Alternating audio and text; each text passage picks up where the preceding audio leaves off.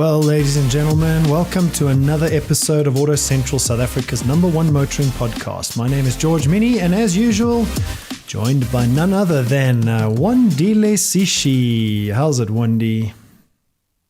As per usual, in the house. In the house. What happened to your man? Just feeling a bit cold, though. Cold? I won't lie. I'm just I'm feeling cold, and I actually lost my gloves last night, so I've had to resort to wearing a sock on my hand just to keep a little bit of warmth on my body. Are those cool gloves that you cut the fingers off? I didn't catch that. Could you try again? Was that Siri? That's Siri. Were those gloves that you cut the fingers off? Yeah, those are the gloves. So on my other hand that you won't see, you only see this one. There is a purple sock on it. So yeah. Come on, let us see the purple sock. You just told us. It's like it's just a little puppet. Yeah. Anyway, what's happening to your man, 1D? What was happening to my man? He won the race. Yeah, he won the race, but they are hauling him over the coals on social media, which is terrible. It's okay. They can say what they want, but, he's about to be an 8-time world champion, so I don't care. But yeah, it was a super interesting race.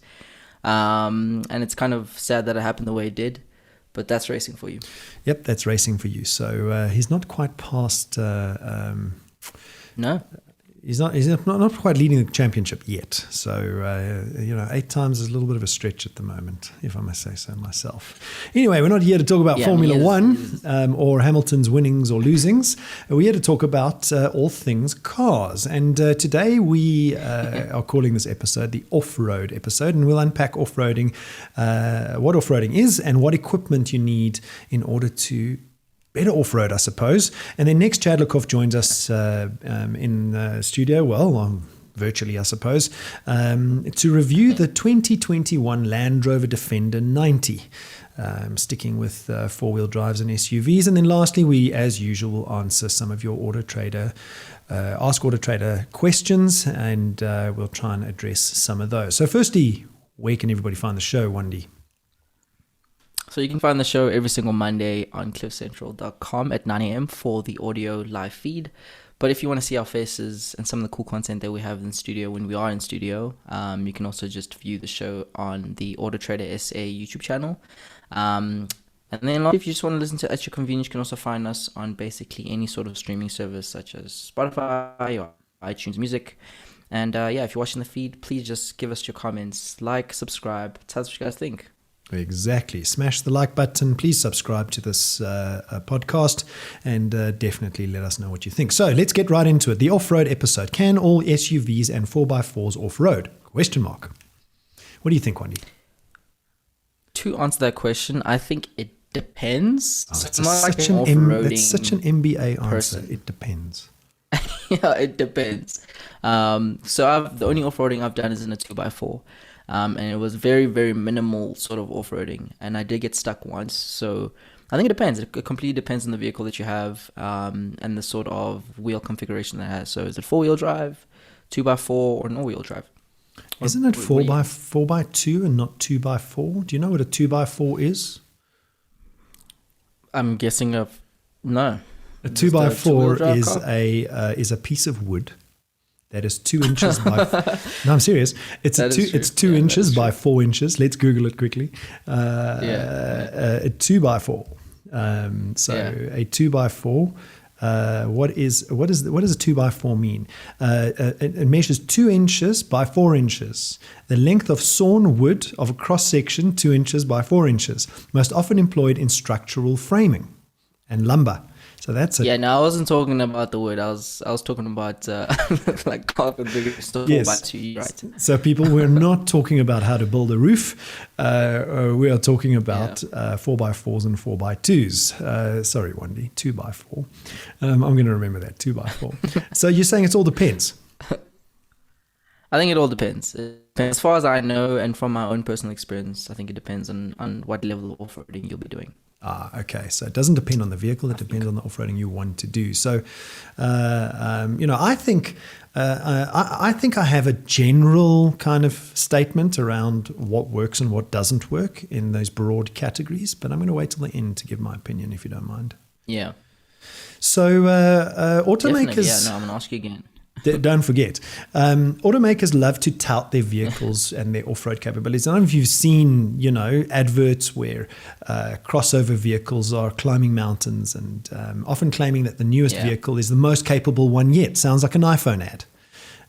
Yeah. But how do you know? Yeah. How do you know if you kind of can believe that the off-road capability is what is being displayed? And I'm pretty sure the manufacturers don't tell untruths, but what is really off-road capable, and what are the criteria? So let's get into it, Wandile. Yeah. With the rise of SUVs and double cabs in South Africa, and we know that the SUV category is rising in popularity and search, and bakkies are South Africa. I mean, we keep saying South Africa is a bakkie nation.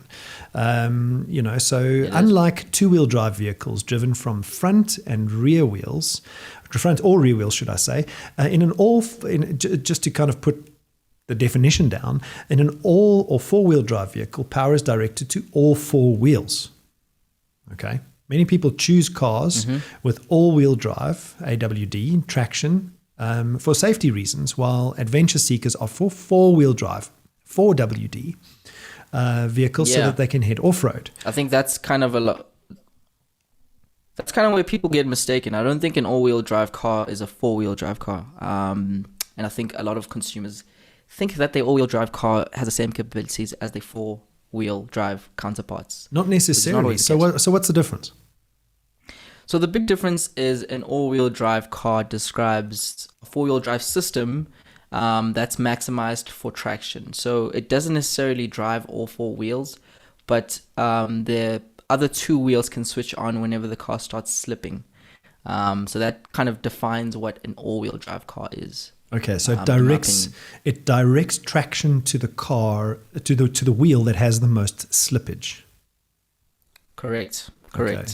That's why a lot of SUVs have all-wheel and not necessarily four-wheel drive, because SUVs are, daily drivers that people use on the road most of the times. But if they do want to go off-roading, then having that sort of additional traction when you're doing something that's a little bit more ballsy, it can do so. Okay, so four-wheel drive then is used as a description of a vehicle that is more inclined to go off-roading. So, so now we're getting into the off-roading category, or should I say off-roading world. Many, but not all four-wheel drives have a center diff or center differential that helps divide the power and the torque between the front and rear axles. So center difference. So if you imagine your two wheels in the front, two wheels in the back, the wheels can turn, independently or together. But what about turning independently or together front to rear? And that's what the center differential does. It engages the front to the back. And I think the only thing that we haven't really unpacked here is what a 4x2 is. So from my experience, correct me if I'm wrong here, but I think a 4x2 is when you can turn on and off the diff, but it only drives the two wheels predominantly. Yeah. So is a 4x4 a 4x2 and a two-wheel drive the same thing? And a car that has a two-wheel drive with four wheels. A 4x2 in a two-wheel drive vehicle means there are four wheels in total and two wheels that are driven. Okay, so it's similar, but not the same. The diff lock being the diff lock being the factor in between all that. So that kind of brings us to the question: what makes a 4x4 or a all-wheel drive vehicle unstoppable off-road? I mean, what do you think the top criteria are that you need to look at? Off the top of my head, I would say tires, because, for instance, in my car, I have very low profile tires that are just basically for road. They're street tires. So I think the one big differentiator in the capabilities of my vehicle versus a 4x4, for instance, is the actual tire that the car has. Additionally, ground clearance, has a huge factor on how far and how steep your vehicle can go. Well, let's fixate on tires for a second. So what would you be looking for in tires if you want to go off road? Because the difference between an SUV and a 4x4 or like most buckies, 4x4, double cab, single cab, doesn't matter, seems to be the profile of the tire. Versus the rims profile. When you say profile, what do you mean by that? So the size. So typically it seems like 33 inches to 35 inch tires are the most common for serious off-road people, but also not low profile. So you can't have a very big rim in there. So you'll see some of these Mercedes-Benz, I'm not going to just pick on them, Audi, BMW SUVs, very low profile tires. To give that sporty look, but in terms of capabilities, they're not as capable. Really do much. Yeah. So you want that sidewall to be bigger, fairly thick. Yeah. So that you can deflate the tires in certain conditions if you need to, and inflate them in certain conditions if you need to. So you imagine trying to deflate a low profile tire, you can start driving on the rims.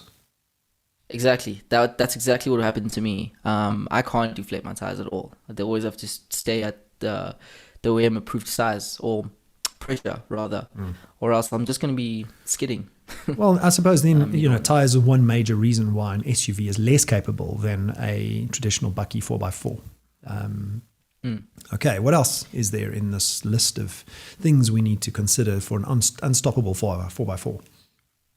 So another point which I was kind of alluding to is ground clearance. So essentially a 4x4, and I think SUVs as well, have a really good ground clearance. And this is really important for off-roading because when you're off-roading, the surface is not always straight or smooth. There's going to be some boulders. There's going to be some things that can seriously damage the undercarriage of the vehicle. So one of the huge things when looking for a vehicle that can off-road is ensuring that ground clearance is fairly big. Bigger at least than a just substandard sedan. And that's why crossovers are, nearing that danger zone when it comes to off-roading. So I guess then you could make up for ground clearance if you have a good approach, departure, and breakover angle. Approach angle. If you've got a steeper approach angle, you've got less overhang in the front of the car, which means you can approach a steeper hill without the bumper touching the ground. So if you've got if your bumper is on your wheels, effectively your ground clearance for an approach angle is okay, and then a departure angle. So when you're coming down the hill, you don't want the back bumper to touch. So you want a short a departure angle, and then breakover angle is related to how far apart the wheels are. So if you go over a crest and your wheels are close together, you'll get over the crest even with lower ground clearance. With higher ground clearance, you'll get even over a steeper crest.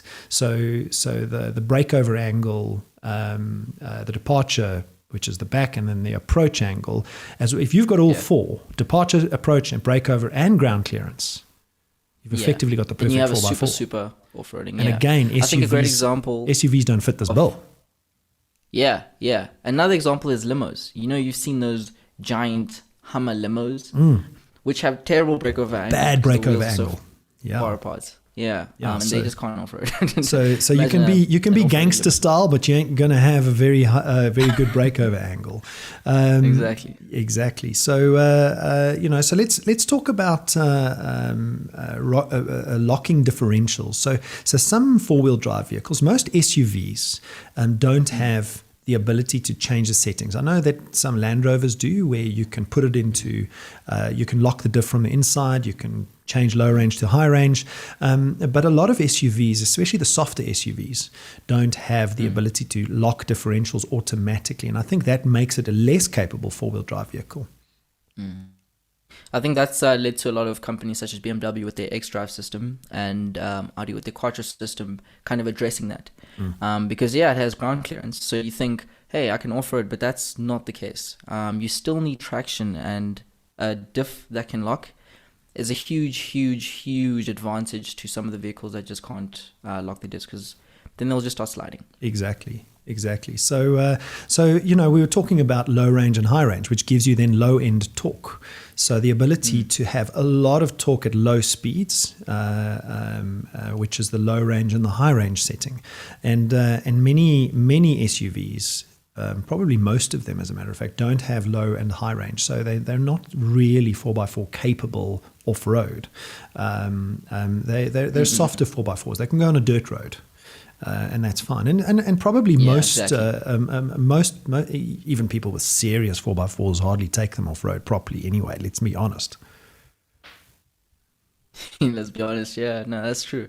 I think a lot of the OEMs are thinking about what's the day-to-day usage versus the extreme, and making sure that the car, in a scenario where it does have to get extreme, can at least get you further than, for instance, not being able at all.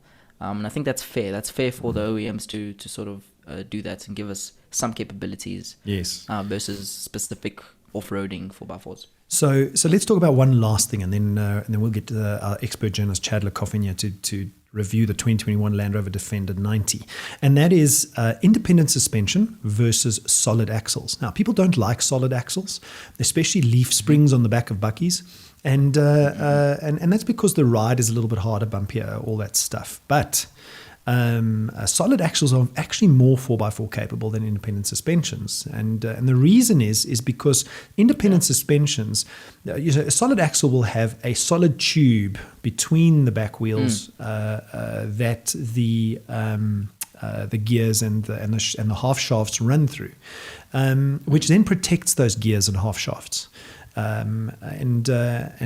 Whereas independent suspension, however, has CV joints, boots, which are rubber, which are all exposed to elements and the ability to get knocked and broken. So the moment you go over a rocky terrain and your CV joints get knocked by a rock, you won't necessarily have that with a solid axle.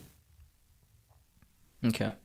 Yeah, I think those are all kind of high-level things that you need to consider when buying a 4x4. But to answer your question, to ask you again, can all SUVs and 4x4s off-road? Did you answer? My opinion is that there are very few SUVs that can off-road like a bucky. Very few. Yeah. Maybe the Land Rover. And one or two others, but it would go down to solid rear axles, which then I think the Land Rover falls down on. So the answer would be, if the Land Rover is close, it still doesn't beat the traditional solid axle solid axle suspension and leaf springs and the proper bucky type 4x4s. I don't think so. That's my opinion. What do you think? I think AutoTrader has lots of reviews and articles to answer that exact question. So if you are in the market put your money where your an mouth off-roading is, car, then definitely just go on site, and our journalists will give you the details with regards to what's best for your needs. Absolutely. So on that note, let's bring in our expert journalist, Mr. Chad Lückhoff, to review the 2021 Land Rover Defender 90. How's it going, Chad? Oh, good, and yourself? Good. Nice to have you back, even if it's virtually. Thank you. So, yeah, I missed you, Chad. Some love spreading around here. Okay, you two, we need to get onto the show. All right. So, a legend is reborn. I don't know whether Chad coined that, but the Land Rover Defender 90. Tell us about it, Chad. So, it's probably one of the vehicles that have been the most eagerly anticipated. Was the new Defender, and last year we got the 110 model. This is now the short wheelbase 90 version, and it's, in all honesty, it was one of those vehicles that I was thinking was being overhyped.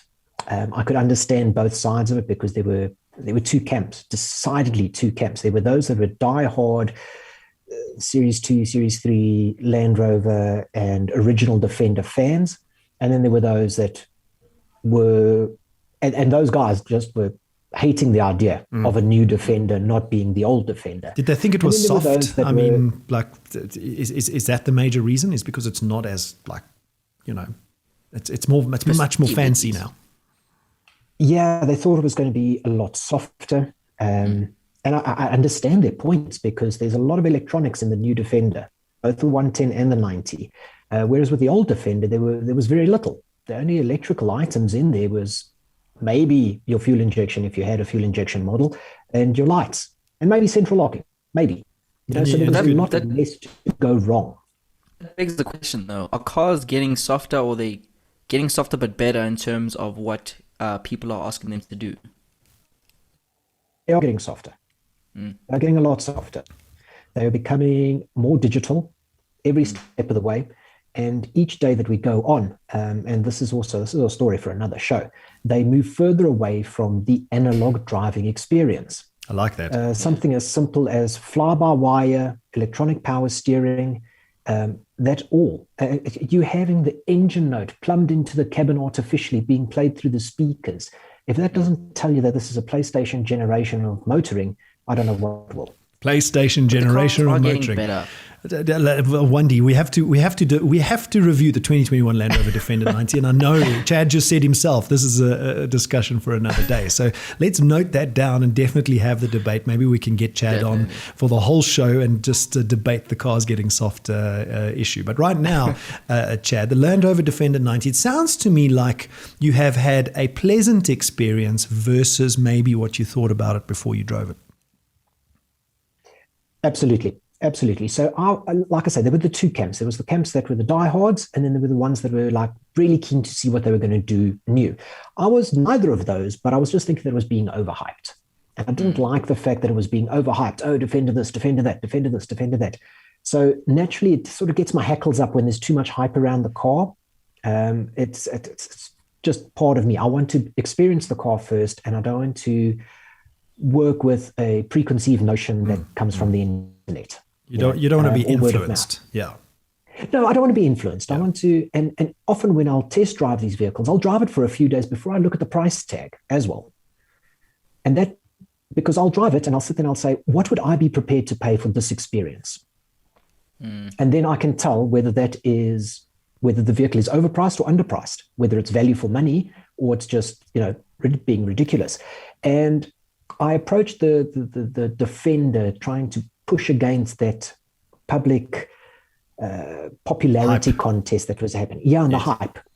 And I call it the Kardashian effect.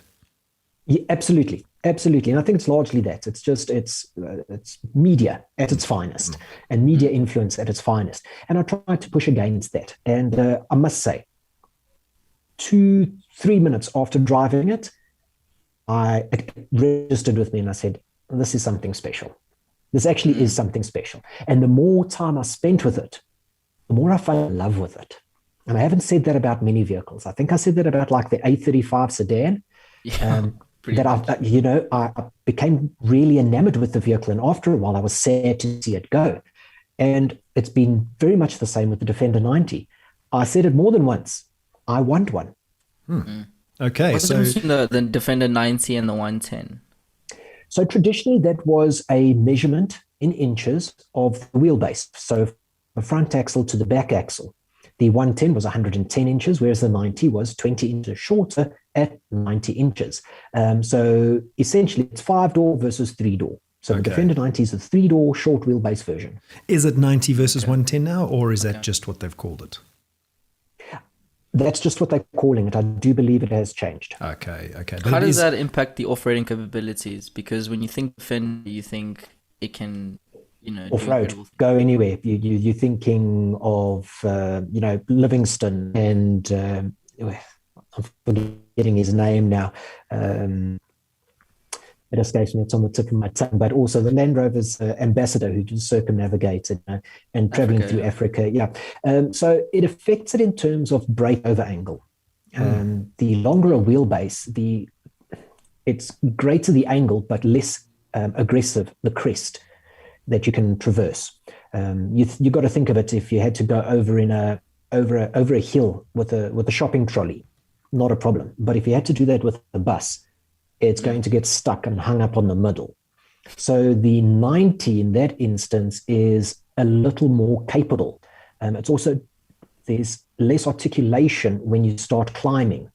and this is now with your approach and departure angles, you're further up the hill with a 110 than what you are with a 90. A 90 sits in that little, dive into that little crest or into that little slope, whereas the 110 sort of gradually lifts up and then it brings its rear wheels onto that slope. You don't seesaw. So I mean, it looks to me like the older Defender versus the new Defender has a bigger front overhang. Is that true? I haven't compared them back to back in terms of just visually. I just googled the approach departure angles. I just googled the pictures of the car. It looks like it. So you've got to remember, like as you guys were discussing earlier, that approach and departure angle is also part and parcel of ground clearance. Yeah. So the Defender 90 that I was testing was fitted with the optional air suspension, and that raised it by about another 2 inches when I put it in off-road mode. So many of the images that you're going to see there are going to be in normal mode. Okay. Which is going to have the vehicle sitting a lot lower. So you've got an adjustable suspension. And I spent some time with it off-road now this weekend, and I must say I was pleasantly blown away. Oh, wow. Okay, very capable vehicle. So Chad has a different opinion versus his initial opinion based on media hype.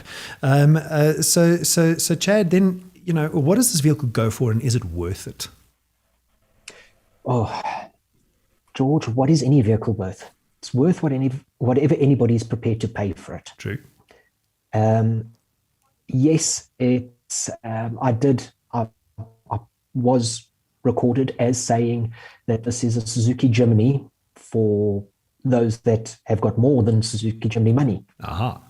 It's sort of as capable. It's not the most practical vehicle, which is probably what stopped it from getting a full score in my books. The 90 is a little compromised in terms of ingress and egress out of the back and that type of thing, which plays to the point of, is it actually worth the money that they're asking for it? Yeah.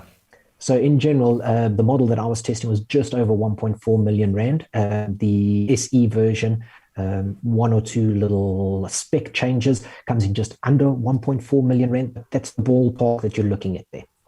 Very interesting. I mean, we're not going to get into the speed of the vehicle or the 0 to 100. I mean, this vehicle wasn't designed to do 0 to 100 in any kind of time. But I see you note that 0 to 100 speed is actually 6.7 seconds, which is pretty quick. This thing was really quick. I was blown away by the power delivery. It runs a 3-liter inline-6 twin-turbo diesel engine. And it's a part of the Ingenium range, and it is a lovely, lovely engine. You've got nearly the full 650 Newton meters, which I mean is quite a bit, from as low as 1,500 RPM. Wow. This is a torque monster. It's been a long time since I've driven an SUV that has this amount of torque and just get up and go. And while it takes on the one hand in terms of its lack of practicality, it gives on the other hand. In terms of excellent road manners. Now, the original Defender was not much pot on the road. It was rather troublesome. It was really in its element off-road. Yes. The new Defender 90, throw whatever you want at it. Throw a road. I can tell you now, you could probably even throw a racetrack at it if you had a slightly more road-biased tires, and you would still thoroughly enjoy it. The drive is sublime. Highway, urban, city, off-road. It's gravel. Fantastic. Well, there we go, Wandile. I then take back what I said a little bit earlier on, where I said that the most capable 4x4s are still buckies and double cabs. Maybe the Land Rover Defender is now kind of in that category from our expert journalist, Chad Lückhoff. So very finally, Chad, your score out of 10. I don't give out. As you guys know, I'm rather critical. And that's where this may surprise you. I'm going to give this a firm 9. Wow. I mean, the last SUV type vehicle that got a 9 was the Suzuki Vitara. So I mean, they're in totally different classes. To be rather strict. I've given a couple of cars 2s and 3s here. To be fair on Chad, I set him up for that one because I know that he's not quite in the 9 category with the Suzuki Vitara, but that's okay. Sorry, Chad. So 1 point down from 10, 90% or 9 out of 10. That's a brilliant score. And, maybe Wandie, I was wrong. Land Rover does, as an SUV, get into the category of buckies. George, and it's stunning. It is. It's a beautiful vehicle. I loved looking at it. I had I thought it felt a little copycat right in the beginning, my initial perceptions. But the more time I spent with it, the more I fell in love with certain design cues that were just retro cool. It's not a perfect vehicle. Like I said, it has a few shortcomings, and that's why it doesn't get a full ball 10 there. It is a little on the pricier side when you consider these factors. But if you weren't so EV biased, I could comfortably see you in a Defender. No, I mean, my previous... You've had Land Rovers in the past. My previous car was a Land Rover Discovery 4. So, I mean, what more Land Rover do you get than a Land Rover Discovery 4, the old box shape? Lovely vehicle. George, this one feels like the most off-road biased product offering in the Jaguar Land Rover offering range, in their portfolio. It really is designed with off-road in mind. Lovely stuff. So there you have it, ladies and gentlemen. If you want to go and see more, hear more, read more, go and visit autotrader.co.za, go to the news and review section, and there are many reviews that our expert journalist Chad Lückhoff has done, and he's got a very sensible approach to the way, and you heard it right at the beginning, to the way he views a vehicle. He tries not to get influenced by public perception or popular perception before like he said, he doesn't even look at the price of the car before he drives it. So, try to keep a purist view on the car from the first time he drives it. So go and have a look at those on autotrader.co.za. Thank you very much, Chad, for being with us again. It's been epic as usual. Thank you, guys. You guys have a great show. Ciao. Thanks, Chad. Okay, so there you have it, Wandie, the Land Rover Defender 90. Yeah, huge fan. I was anticipating it as well, so I knew it was going to be great. And I'm glad to see that the journalists kind of confirm that. Exactly. All right, so without any ado, let's get into our Ask AutoTrader section. And everyday people send in motoring-related questions, all things car buying and selling. And Wandie and I are going to attempt to answer some burning questions now. What's the first question, Wandie? It's the off-road episode. So the first question is buying a 4x4 under 40K a bad idea? Will I get something with breakdowns around the corner, or, is it going to be like buying any other car? Well, that's interesting, Cedric. It's an interesting question because, it depends, I suppose. I suppose if you're going to buy a 4x4 for under 40,000 Rand, you need to make sure that it's mechanically sound. If you're just going to go for aesthetically sound, your mechanics is going to catch you out because you're not going to get much. You're not going to get both. You're not going to get the best of both worlds for under 40,000 Rand. So make sure it's mechanically sound, because then you've got the capabilities of the 4x4 I'd rather look at the ground through the floorboard and have a mechanically sound 4x4 for 40 grand than have a car that looks nice and can't traverse a hill. Yeah, like Fred Flintstone's car.